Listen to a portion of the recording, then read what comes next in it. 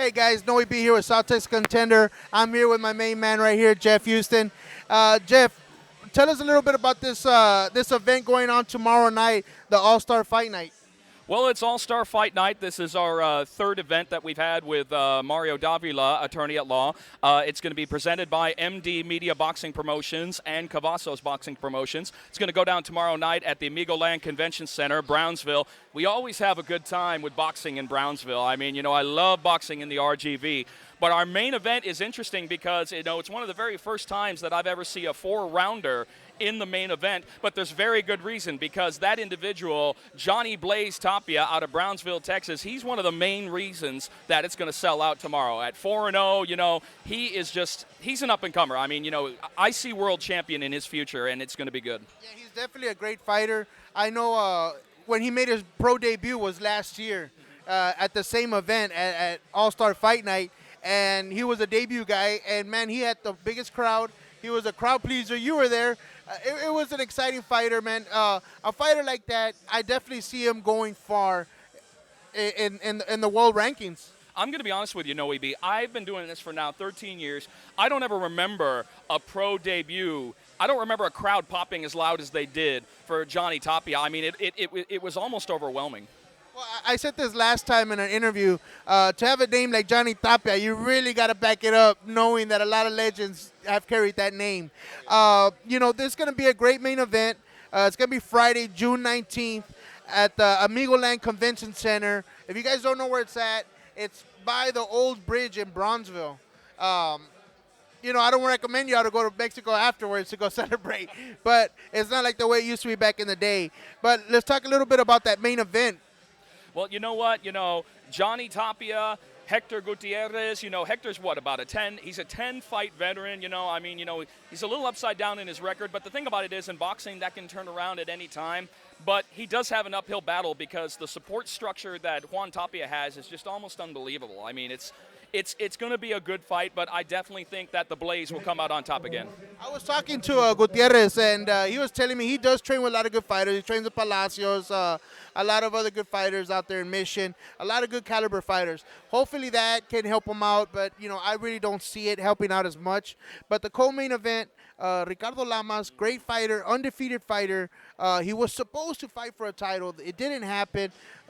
Have you seen him fight before? Absolutely. I'm going to tell you something. Another good thing is that you see a lot of good fighters coming out of Matamoros. That's where he's coming out of originally. I mean, he's definitely a Brownsville fighter, but I've seen so many people out of the Tamaulipas area that are really starting to invade the RGV and the pro boxing scene. So Ricardo's another one to be looked at. I mean, he's 6-0. He's 6-0 with every win by knockout.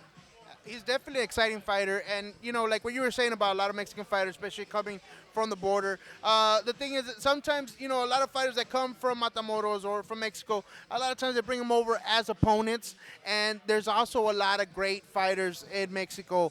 Ricardo Lamas, of course, being one of them. We actually got to see him earlier this week, and, he was training, and, he's actually real good friends with Marquez. Yeah. And Marquez actually sent him a message, wishing him good luck. I was talking to his trainer. They were telling me that they love the guy so much that Marquez actually invited him over to his hometown and trained with him in past fights and used him as a sparring partner.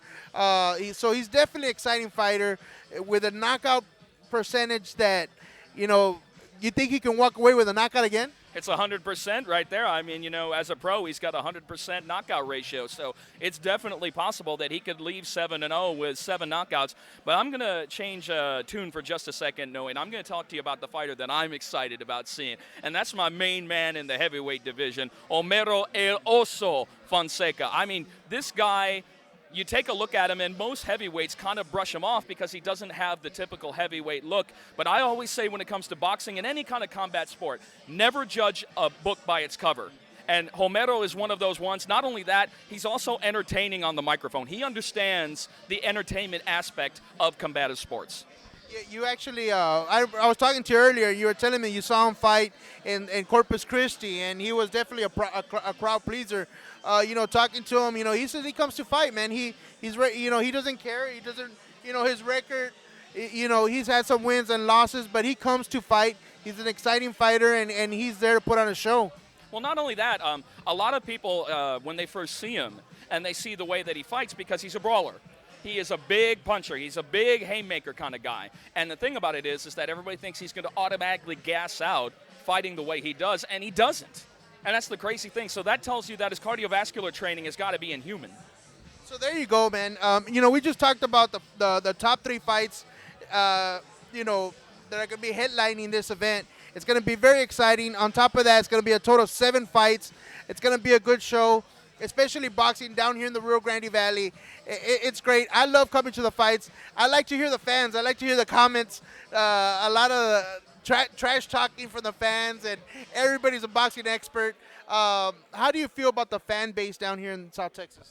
I'm going to tell you something. I find myself more in RGV than almost anywhere lately, and I love it each and every time because you see the lifeblood of the fans, and you see the combative sports that really goes through. I mean, these people live vicariously through these fighters, and it doesn't matter whether it's MMA or boxing. They love a good fight. But no, the fan base here is just unbelievable. It continues to grow. And as everyone knows, the RGV is represented in almost every facet. I mean, we just had an RGV fighter fight for the heavyweight championship of the world just this last weekend. So we're going to jump back a little bit about, we're talking about All-Star Fight Night, but, we're talking about the fan base down here in the Rio Grande Valley and how boxing has exploded. Eric Molina, great fighter, man, just fought on Showtime, and you had brought that up to me earlier. What'd you think about his fight, man?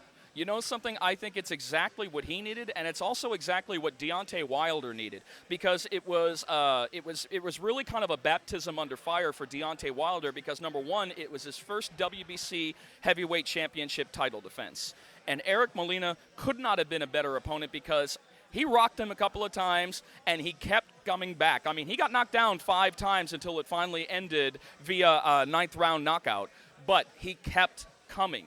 And that's the kind of thing that needs to be tested for a new heavyweight champion, because a lot of people are really putting a lot on Deontay Wilder's shoulders as the next great American to bring back the heavyweight scene. And I think Eric Molina was just an awesome test and, true professional. They were both the sportsmanship that was shown between them two and the love that Deontay showed after as he was talking to Eric Molina. I mean, it's one of the reasons I love the sport.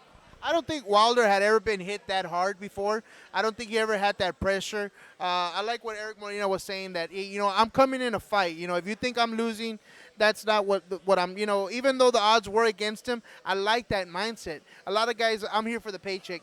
He wasn't, man. He was getting up. He was getting dropped. A lot of the punches were behind the head. Of course, he was ducking down. Yeah. But behind the head, they're vicious punches to get back up and still fight through it, man. I mean, he showed a lot of heart. He definitely represented the Rio Grande Valley. He represented his culture, the people, everybody. I mean, it just felt good, man. My hat's off to him. I thought he was a great fighter. He was a great fighter, and he was going into this fight with a 3-inch height. Exactly. Deontay's 6'7". He's a big guy. But, Eric Molina's no small cat. I mean, he's 6'4", but there was also a 5-inch reach differential between the two of them. So, it was kind of an uphill battle, but nonetheless, he fought through it. And most of y'all will know, especially when it comes to the heavyweight fighters, like when you're fighting the Klitschko's and you're fighting the bigger fighters, the Lennox Lewises, you have to find a way to get inside. And Eric Molina did find that way to get inside because he knew he couldn't match distance with Deontay Wilder. And that's why I like the fight. He found a way to get in there. And that's actually how the Klitschko's have lost. That's how LOUIE lost. That's how some of the greatest heavyweights have lost, is someone actually putting the pressure on, coming forward, not being scared what's in front of him. So he definitely showed that. I really feel his corner should have told him what he was doing right and kind of pursue that. I felt that Molina was kind of doing it all on his own, kind of putting that pressure, finding the shots on his own, because nobody was actually telling him that body shot's opening up that head shot or this or that. He just showed heart, determination, great fight, man, and I wish the best for him. I know, he's a teacher as well and a fighter. I know I want to see him again. He's a wonderful human being outside the ring because, he teaches and coaches underprivileged kids all over the Rio Grande Valley. And that's the kind of representation that the sport needs, not only on the inside of the ring, but on the outside of the ring, because just because you're a fighter inside the ring, humility and graciousness are two of the things that actually almost every fighter should have on their table, and Eric is one of those. So that's why, win, lose, or draw, I'm a fan of his. And he definitely won some fans, and that's the thing about a lot of boxing fans.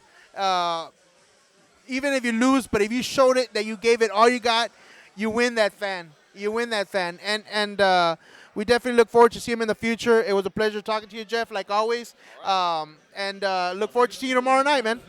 All right, brother.